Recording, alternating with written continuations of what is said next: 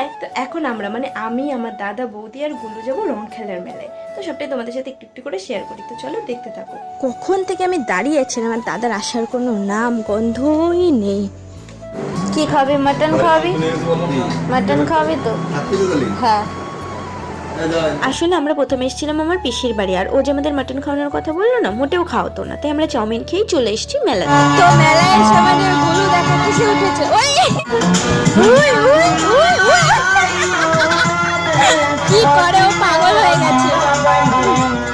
গুলো এখন খেলতে ব্যস্ত, এই সুযোগে আমরা একটু এদিক ওদিক ঘুরে টুরে দেখলাম, বাট মেলায় যা দাম জিনিসপত্রের কি আর বলবো। তারপর আমরা এখানে একটু পুতুল ডান্স দেখছিলাম। না না, বেচারা নামবে না। তো আমাদের গুরু নেমে গেছে, ও এখন পুতুল ডান্স দেখছে। এই মেলাটা আমাদের ঘোরা শেষ, এখন আমরা যাচ্ছি নেক্সট আরেকটা মেলায়, মানে চারুবাবুর কাঁঠালতলা, মানে আমার পিসির বাড়ির পাশের মেলায়। সেখানেও চলে আসলাম আমরা। তারপর এখানে গিয়ে গুলুর জন্য একটা সুন্দর সানগ্লাস নিয়ে নিলাম।